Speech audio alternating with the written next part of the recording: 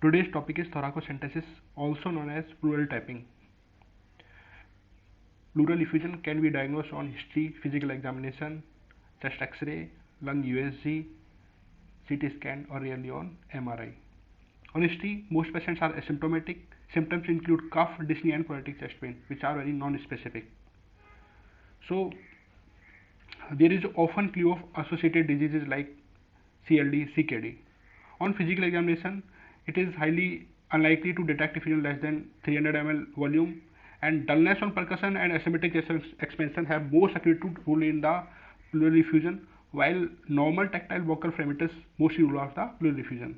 On chest X-ray, lateral decubitus chest X-ray requires at least 75 ml before detecting on the chest X-ray, while PAView can detect at least 150 ml of fluid volume, and supine chest X-ray are often fallacious because in those cases the fluid accumulates in the dependent areas in entire hemithorax and give non-specific opacity. What are the DDs of radio opacity in the middle or lower zone of the lungs? Are atelectasis, consolidation, pleural or lung tumors, and the topic we are discussing, the pleural effusion, all gives radio opacities. And how the fluid accumulates in the chest X-ray? Initially, there is a subpulmonic effusion. The fluid accumulates between the lung and diaphragm in the dependent areas. Later, it accumulates in the costophenic and cardiophrenic recesses and causes blunting of hemidiaphragm. Later, homogeneous fluid dense radio opacity occupies the lung field, making meniscus with no bronchovascular marking within. Large effusion causes of underlying lung collapse and shifting of medial stenosis structure in the opposite side. Exception in chest X-ray, loculated effusions are and effusions in the faces are non-dependent. Parapneumonic effusions are the effusions which are adjacent to the patch of pneumonia, and they are difficult to be detected on chest X-ray because the opacity of the pneumonic patch and the fluid is sometimes similar. There is no specific guideline to grade effusion on chest X-ray. However, if there is a blunting of costophenic angle, then it is mild, or if it is causing opacity in the entire hemithorax and shifting the structure, medial structure to opposite side, or causing the lung collapse, then it is massive pleural effusion. If the effusion is lies in between the mild and massive, then it is a moderate effusion. Here is the chest X-ray lateral decubitus, which is showing the fluid dense radio opacity in the right hemithorax, which is making meniscus and also in the fissures. So this is of right side pleural effusion. Here, these chest X-ray are the examples of subpulmonic effusions. In this chest X-ray, there is elevation of the diaphragm, which is just adjacent to the midpoint of a diaphragm. So, and the same X-ray, this is the X-ray of same patient, which is showing the radio opacity in the dependent portion of the lung. So, this is known as Rock of Gibraltar sign, which is seen in cases of subpulmonic effusion. And in this chest X-ray, the left hemidiaphragm is above the right hemidiaphragm, and the distance between the stomach bubble and left hemidiaphragm is more than 7 mm. Up to 7 mm it is normal. So this is suggestive of left subpulmonic effusion. In normal chest X-ray, the right hemidiaphragm is above the left hemidiaphragm around half of the vertebral level. So in this chest X-ray, there is a left subpulmonic effusion because left hemidiaphragm above the right hemidiaphragm. Again, there is a Rock of Gibraltar sign, suggestive of right-sided subpulmonic effusion. There is supine chest X-ray where the entire hemithorax is occupied the homogeneous radio opacity with visible bronchovascular markings, and there is the radio opacity in the left middle and lower zone of the left lung field, which is saluting the cardiac borders and the left hyla.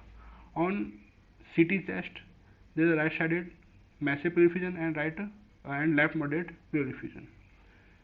In this chest X-ray, there is the radio opacity causing the blunting of CP angle and saluting the chest wall. In the lateral erect chest X-ray, there is the fluid dense radio opacity saluting the posterior chest wall, and similar findings are seen on the CT chest, suggestive of loculated effusion. In this chest X-ray, there is a non-homogeneous radio opacity in the right middle and lower zone with fluid dense radio opacity, which is causing making meniscus sign and going into the fissure also.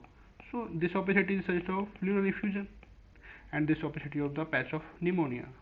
So diagnosis para-pneumonic effusion.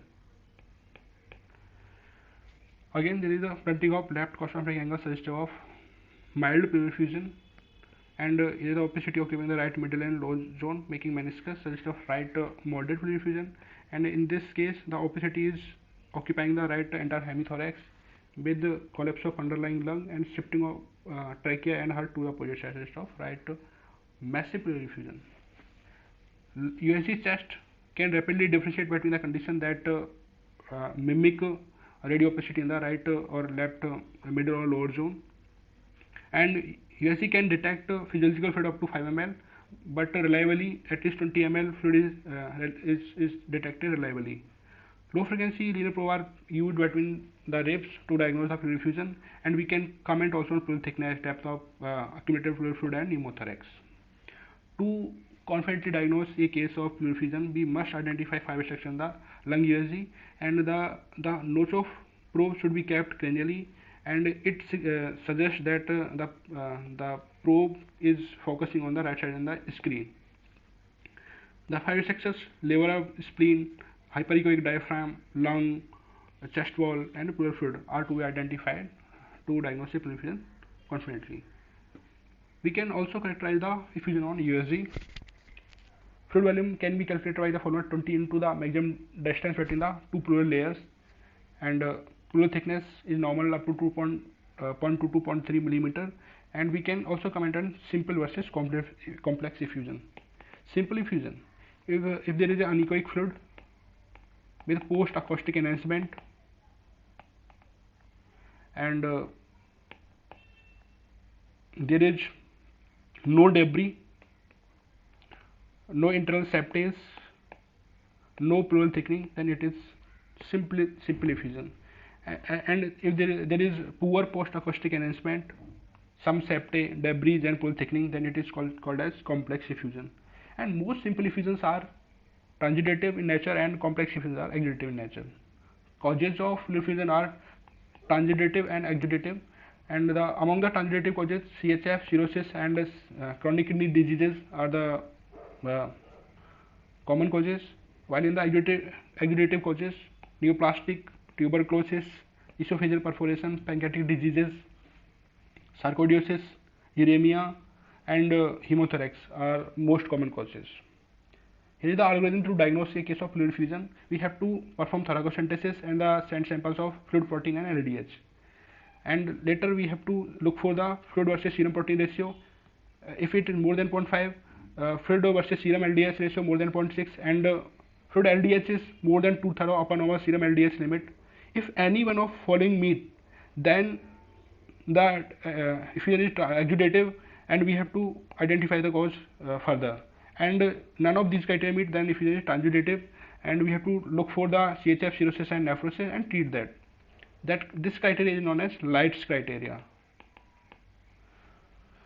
In case of exudative effusion, we have to measure fluid glucose, scent, cytology, TLC, DLC, culture, gram stain, and markers of TB on fluid are ADA, GeneXpert, and AFV. If the glucose is less than 60 mg per deciliter, then we have to suspect malignancy, bacterial infection, and rheumatoid arthritis. And if we don't find any diagnosis, then we have to go for CT pulmonary angiography, and we have to treat pulmonary angiography if that was the cause. And we have to look for the markers of TB on fluid, and if they are positive, then we have to treat for TB. Even later, if the symptoms are improving, then we have to observe, and if the symptoms are not improving, then we have to go for CT or USG guided pleural biopsy and consider thoracoscopy. Pleural tap is not done by fixing a tap in the pleural cavity, and before tapping pleural fluid, we must know the pleural anatomy. Visceral pleura lies up to the 6th Raven midclavicular line, 8th Raven midaxial line, and 10th Raven paravertebral line, while parietal pleura lies up to the 8th Raven in midclavicular line, 10th Raven midaxial line, and 12th Raven paravertebral line. Indications of TAP are diagnostic and therapeutic. In case of diagnostic taps, we aspirate the 20 or 30 ml fluid and send it for the investigations. And if the patient is dyspneic, and in the cases of TB and hemothorax, there are the chances of organization of the content, so we have to drain the effusion. Actually, there are no contraindication of to avoid pleural tapping, but if there is a insufficient pleural fluid, local infection or wound and coagulopathy, then we avoid tapping the pleural fluid. Complications of tapping are pneumothorax infection and pain, and most common complication is the pneumothorax. There are the two methods to tap are USG guided and blind tap. USG guided tap is preferred because it increases the success rate of procedure and reduces the complications. If the USG machine is not available, like in Indian settings, then we have to perform the blind tap. Equipments needed for tapping are surgical gloves, gown, drape, 5 ml syringe, and lignocaine 1 to 2% to infiltrate the local site, betadine, gauze piece, non-puncture proof IV cannula, 3-way stopcock, 20 ml syringe and 60 ml syringe, and IV line in case of gravity dependent drainage, bottle, linear probe, USG machine, plain vial, E-vial, and culture bottles. Sometimes we do use lumbar puncture needle and adhesive dressing to seal the puncture site. Before tapping the fluid, we must note pulse, respirate, and other vitals before tapping to compare it with post-procedure vitals. If we are planning to tap, then we have to review recent chest X-ray and scan with USG again to know the current status. We have to assemble all the supplies and arrange all equipments. We have to explain the procedure, benefits, and risk of procedure to the patient, and we have to also explain the management of complication to the patient. Get the consent form signed. Procedure. The patient should sit comfortably on the chair, and arms should be abducted, crossover, or should lie on the table which is at the level of shoulders. We have to drape the patient appropriately to avoid touching the genital areas. We have to wear gown to avoid spillages over us, and wear gloves. Clean the area of chest wall with betadine, which is to be punctured, and we have to focus with USG the site we are infiltrating with the lignocaine. And lignocaine should be infiltrated up to the level of parietal pleura, because parietal pleura is the most pain sensitive structure, and we should avoid giving intraarterial or intravenous injection of lignocaine. We have to assemble 3-way with puncture needle, and the puncture site should be focused under the USG guidance, and we should track the needle movements. And puncture should be done in the lowermost part of intercostal space to avoid injury of neurovascular bundle. In case of diagnostic tap, we have to aspirate the 20-40 ml of fluid in a single go, and in case of diagnostic tap, we can perform it by 2 ways, either by aspirating the manual fluid serially over next 15 to 20 minutes, or we can perform the gravity dependent drainage by IV line. In case of gravity dependent drainage, we should remove the needle from the cannula sheath and to avoid lacerating the liver or lung parenchyma. In case of dye tap, don't force the needle in the space, and we have to collect fluid in desired vials and send samples immediately. I am repeating what investigations to be sent from the samples: TLC, DLC, sugar protein, LDH, gram stain, KOH or fungal stain, and markers of TB, AFB, ADA, gene expert. So sometimes we collect extra sample and hand over to the tender for further use. Post procedure, we have to monitor vitals again, do repeat ESG to look for lung sliding or NEMO, and we have to write down the fluid volume we aspirated, and we have to note down the character of the fluid. Chest X-ray PView is also done after 4 hours to look for the NEMO. Here are the structures which are pierced during pleural tapping: skin, subcutaneous tissue, superficial fascia, serratus anterior muscle, intercostal muscle, and parietal pleura. Here is the pictorial diagram of the patient which is going under the gravity dependent drainage. Here the sheath of the cannula, 3-way stopcock, IV line, bottle, and patient's arms are abducted and lying comfortably on the table. In case of blind puncture, how to do a safe blind puncture? Blind puncture is safe in case of moderate and large effusions, and it is done in post-axial line in 10th or 11th intercostal space. To diagnose a pleural effusion confidently on chest X-ray, we should look for the meniscus sign and absence of bronchovascular markings within that area, and the density of that fluid to be of the fluid should be like a fluid-like. We have to avoid parapneumonic effusions blindly, because pneumonic patch and the fluid opacity sometimes are similar, and we can puncture the lung. We have to penetrate gently, and we have to take the support of other fingers. We have to go 1 to 2 minutes in a single push, and we have to check again aspirating fluid whether it is in the space or not. So in case of diagnostic step, prefer to use the smaller gauge needles of 20 to 23 and drain less fluid in single tap. In case of doubt in the diagnosis of on the chest X-ray, at least get an USG done prior to the pleural tapping to know the status of the and uh, and depth of the pleura. References for this presentation are from Harrison's 19th edition, uptodate.com, radiopedia.org, and a review article of Sony and et al. Thank you.